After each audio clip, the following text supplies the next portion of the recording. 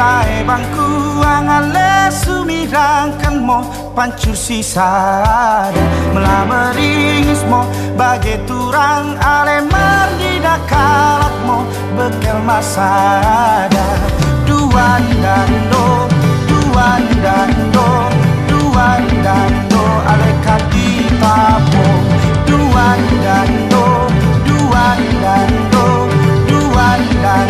ale kadita po.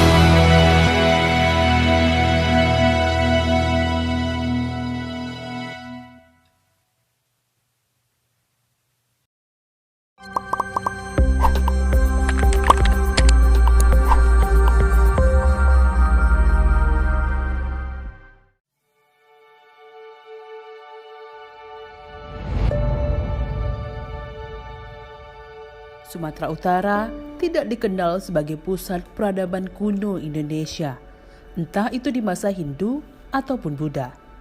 Namun, penemuan-penemuan peninggalan sejarah membuktikan dulunya Sumatera Utara memiliki peradaban kuno yang sangat tua.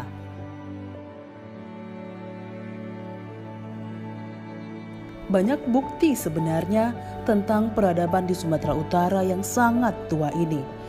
Dengan penemuan berbagai candi seperti Candi Portibi, Candi Sipamutung, Candi Pulo, Candi Barumut, Candi Sitopayan, dan candi-candi lainnya. Namun, sangat kuat dugaan candi-candi tersebut merupakan peninggalan Buddha sekitar abad ke-11. Dan ada yang lebih tua dari candi-candi tersebut, yaitu Candi Simangambat. Candi Simangambat terletak di Kelurahan Simangambat, Kecamatan Siabu, Kabupaten Mandailing Natal.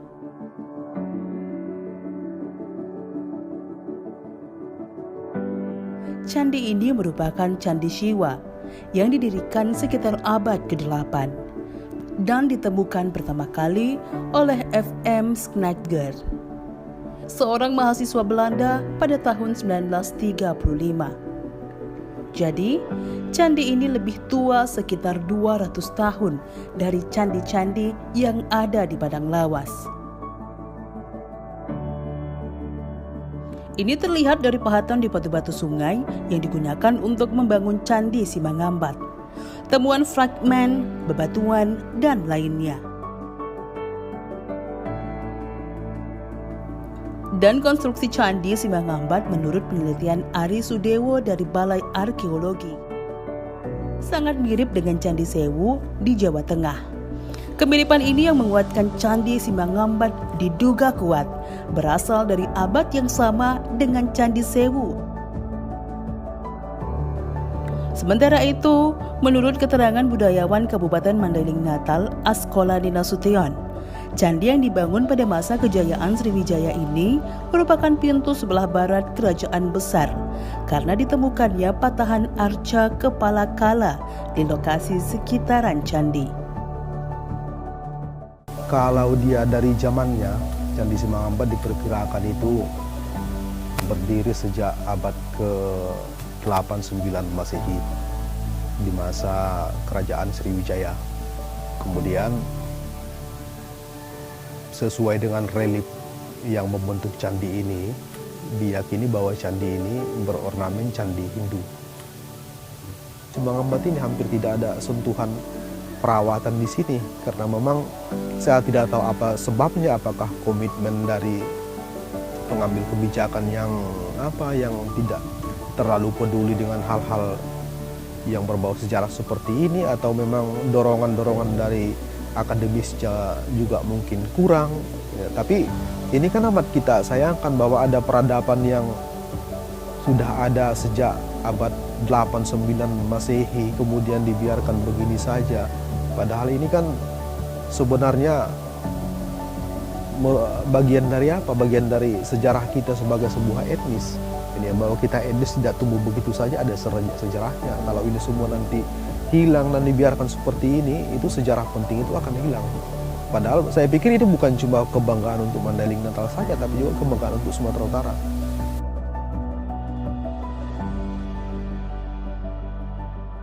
Peninggalan sejarah harus kita jaga bersama agar anak cucu kita dapat mempelajarinya.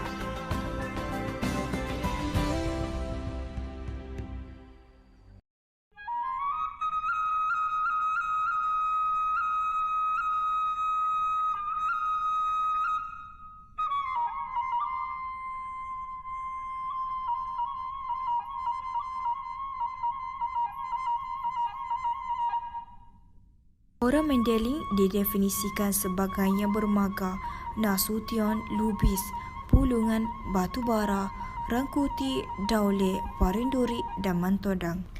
Lingkungan hidup mereka meliputi gunung gana dengan sistem perairan dan dataran rendah persawahan. Mereka terkenal dengan tradisi persuratan dan 9 gendang besar yang disebut Gondang 9. Kampung Kerangai merupakan sebuah kampung yang terletak di Kuala Kelawang, Negeri Sembilan. Ia merupakan sebuah perkampungan suku Mandailing yang berbahasa Mandailing. Jarak perjalanan yang diperlukan ke Kampung Kerangai dari ibu kota Negeri Sembilan sejauh 60 km. Jalan menuju ke perkampungan suku Mandailing agak mencabar dengan permukaan jalan yang berbukit. Pada pengetahuan saya, asal-usul sejarah Mandailing di Kampung Kerangai ini adalah sebelum merdeka, iaitu sebelum kedatangan penjajah Jepun lah. Jadi pembukaan kampung ini adalah dibuka oleh atuk saya yang bernama Syekh Ahmad yang menurut ke kampung ni lah. Jadi di dalam kampung ni terdapat satu rumah madrasah yang dinamakan Rumah Godang.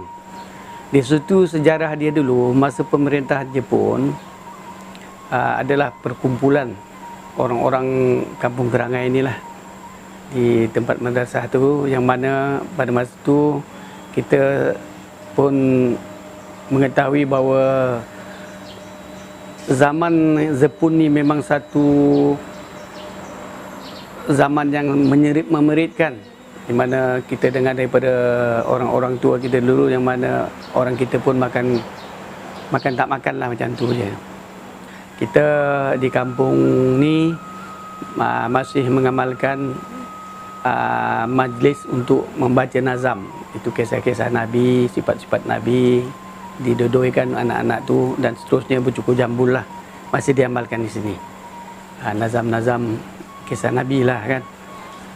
Tentang majlis Maulidul Rasul ataupun Isra Mi'raj, kita rasa pun masih mengekalkan budaya yang kita pernah buat daripada atuk moyang kita lah, yang di sini. Umpamanya kita buat membaca, kalau Maulidul Rasul kita membaca kisah-kisah Nabi. Kisah-kisah Nabi secara detail. Dari sudut bersair dia ada kitab yang kita buat. Jadi itulah yang kita amalkan selama 2 malam. 2 malam 2 hari, itulah kita amalkan. Pada Tuhan terhimpun puji, sekalian nurah Tuhan mengetahui. Kemudian selawat pula diiringkan kepada Rasulnya penghulu insan. Salah seorang penduduk Kampung Kerangai, Nilawati binti Dahban atau dikenali sebagai Cik Ila, merupakan seorang suri rumah sepenuh masa. Cik Ila dan keluarganya masih kuat mengamalkan adat suku Mandailing agar ianya tidak ditinggalkan oleh generasi yang akan datang.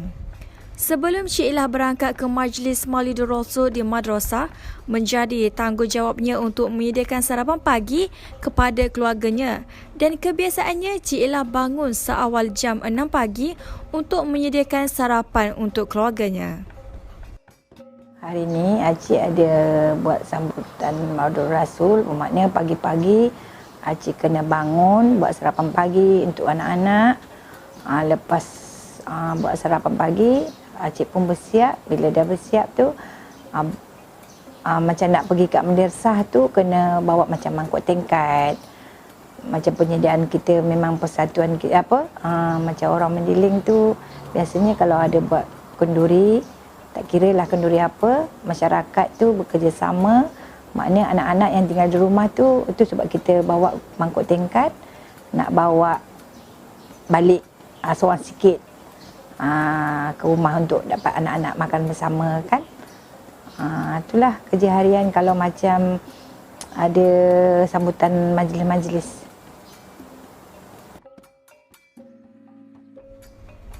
Bagi Cik Ilah, menyambut Maulidur Rasul merupakan suatu aktiviti yang wajib dihadiri dan disambut oleh masyarakat suku Mandailing. Uniknya, adat suku Mandailing ini adalah kaum wanita diharuskan untuk membawa kuih muih dari rumah dan dihidangkan sebagai juadah pada sambutan tersebut. Kaum wanita juga diharuskan untuk membawa bakul atau mangkuk tingkat bagi mengisi makanan yang telah dimasak untuk dibawa pulang ke rumah setelah selesai majlis tersebut.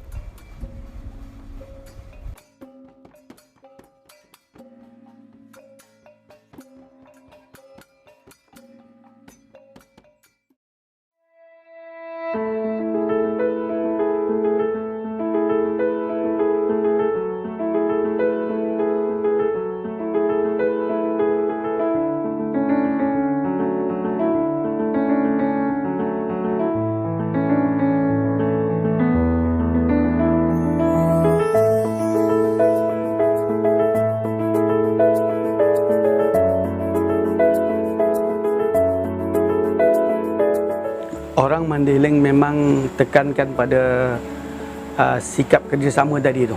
Macam yang saya cakap tu, asal tadi tu. Bila orang Mandailing, dia punya suku-suku tu boleh berpadu di atas dasar Mandailing macam tu lah. Jadi di Malaysia ni pun masih terbawa-bawa. Contohnya kenduri dibuat secara gotong royong. Memang kuat lagi lah. Gotong royong dan kelainan dia apabila dah tak gotong royong ni, bagi pihak kaum wanita, kaum ibu dia, bila pergi kenduri, dia macam satu kemestian membawa tingkat ataupun bila kenduri adalah kira tuan rumah tu nak bagi dia punya macam juadah-juadah yang masak dia kan, bawa untuk bawa balik. Itu macam satu tradisi lah, tak kira lah. Memang tak kira. Kalau tak ada macam tu, macam lain lah. Jadi masa dulu memang macam tu. Tujuan dia merapu gotong royong tu, kita tuan rumah menghargai lah atas penat lelah yang menjayakan gotong royong, dan semua orang kampung dapat dia bagi tingkat apa mangkuk tingkat tadi dia bawa balik.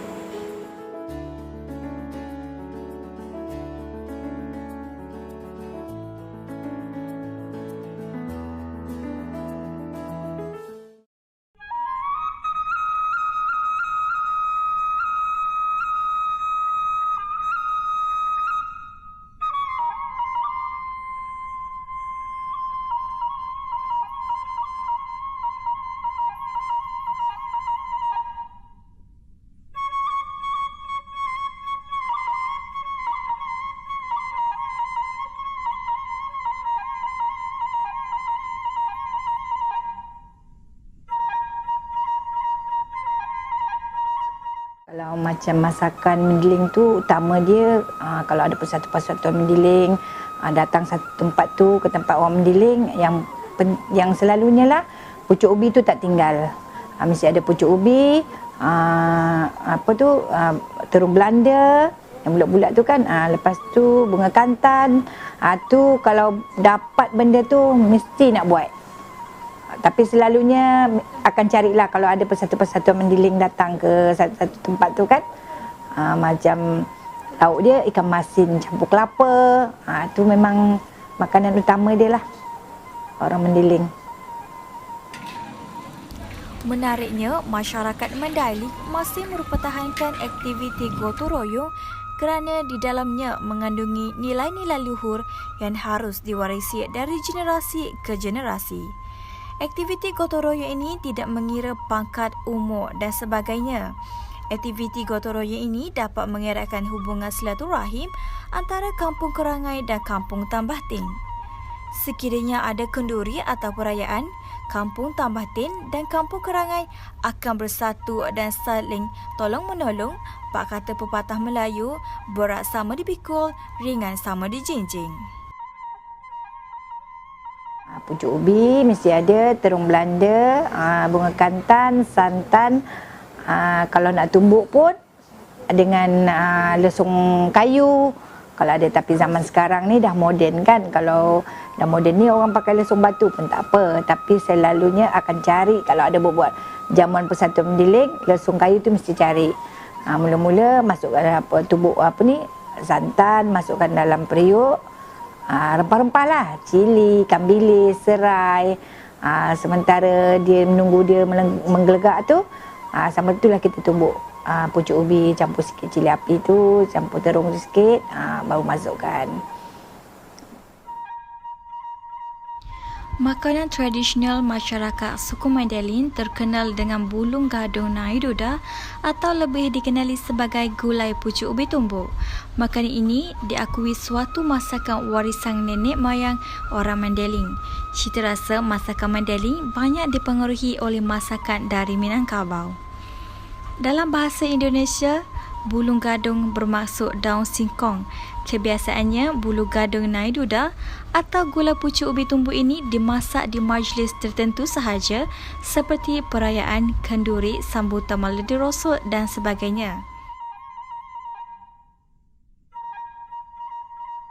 Pucuk ubi mula-mula masukkan cili api kampung, lepas tu letak sikit garam, tumbuk sampai lumat. Lepas tu dah tumbuk sampai lumat, masukkan kunyit hidup. Tumbuk lagi sampai lumat, masukkan pucuk ubi sikit-sikit. Lepas tu masukkan terung pipit sikit-sikit. Tumbuk sampai lumat sikit-sikit lah, jangan halus sangat, kasar-kasar sikit kan. Lepas tu dah tumbuk, masukkan dalam santan tadi tu. Dah masuk dalam santan, kacau-kacau, buat sampai seterusnya lah, sampai habis pucuk ubi tu. Dah habis pucuk ubi tu, gaul dengan tu dekat dalam periuk santan tu. Agak-agak dah masak pucuk ubi tu, dah siap lah.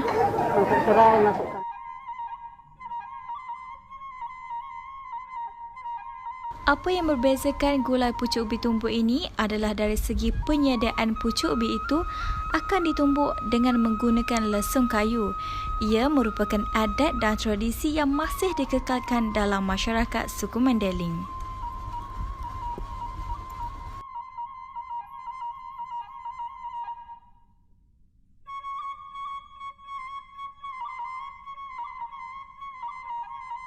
Itulah, kalau orang Mandailing ni persatuan dia memang kuatlah.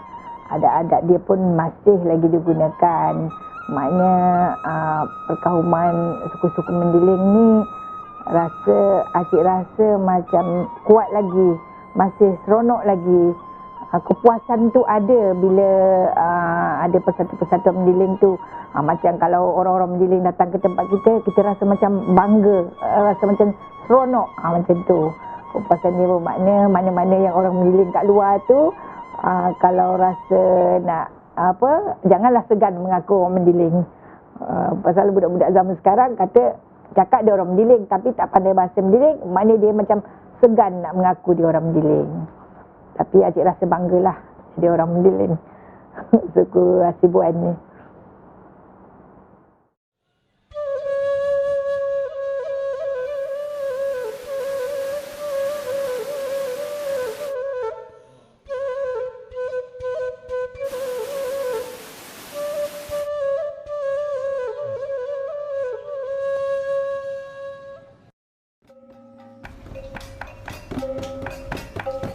Majoriti masyarakat suku Mandailing yang masih tinggal dan aktif di Kampung Kerangai dan Kampung Tabatin adalah terdiri dari golongan warga tua. Setelah selesai bergotong royong memasak juadah tradisi mereka, masyarakat suku Mandailing akan duduk bersama-sama untuk menjamu selera. Antara menu masakan yang telah dimasak ialah gulai pucuk ubi tumbuk, ikan kering, kari ayam, rendang kambing serta pelbagai ulaman yang sudah pasti memeriahkan lagi sambutan Maulidi Rasul yang diadakan di Kampung Kerangai. Aktiviti sebegini menghidupkan suasana dan semangat muafakat suku Mandailing serta kerjasama yang cukup kuat yang menjadikan suku Mandailing ini adalah suku yang istimewa di Malaysia yang mempunyai talian persaudaraan yang kuat. Maka, jelaslah menunjukkan bahawa pemufakatan masyarakat Mandailing ini masih kuat diamalkan walaupun zaman semakin moden dan mutiara seperti inilah yang harus kita pelihara supaya keunikan Malaysia dapat ditonjolkan di mata dunia. Kalau macam persatuan Mandailing ni, macam antara Kampung Kerangai dengan Tabatin, kalau macam Teraci lagi satu Kuala Pilah tu ada juga orang mendiling. Kalau macam ada kematian, kenduri kahwin, yang 3 kampung ni akan bersama. Kalau macam yang kat Pertang Tembatin tu, kalau macam Hari Raya Korban, sama-sama dekat Kampung Kerangai ni. Bermakna suku kaum mendiling ni memang rasa rapat lah persaudaraan tu.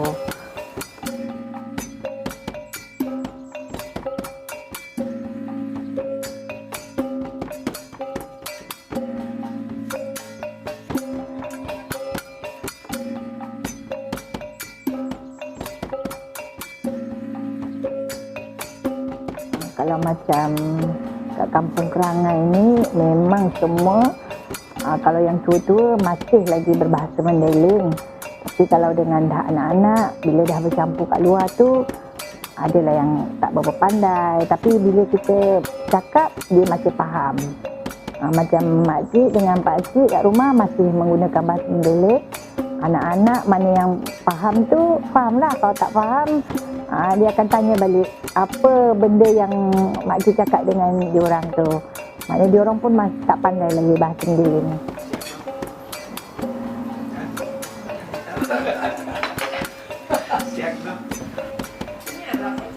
Tentang bahasa yang kita amalkan di kampung ni masih kuat lagi lah bahasa Mandailing. Kalau duduk di kampung ni lah masih kita amalkan, dan cuma dia punya pertuturan tu agak dipengaruhi dengan bahasa setempat. Umpamanya ini bahasa Melayu kan. Jadi sebagai bagi contoh dia, kalau dalam bahasa Mandailing, pensel tu kita panggil pertolot. Pertolot, simbol dia pertolot. Tapi budak-budak zaman sekarang tu kalau kita cakap pertolot mungkin dia tak tahu langsung. Pasal dia dah ada pengaruh dari Malaysia kan. Pensel, macam alat-alat tulis kita pakai pertolot. Lagi satu tentang bahasa-bahasa Mandailing ni, sebenarnya memang rasa komplit kalau dibandingkan dengan bahasa Melayu. Lalu campur kata cili oring, cili atik, susiak. Sa botol kona. Mudah-mudahan sudah. Benar baru merai deh. Oh, enggak bawa mengajar dulu, bawa. Mengkuliah bangnya lah. Benar baru Roy ya. Benar merai deh.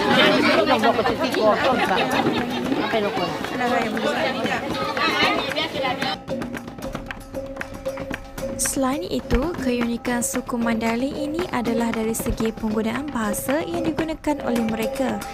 Bahasa Mandailing asalnya merupakan bahasa yang terdapat di Provinsi Sumatera Utara. Oleh itu, bahasa pengantaraan yang digunakan oleh penduduk Kampung Kerangai dan Kampung Tambatin adalah bahasa Mandailing.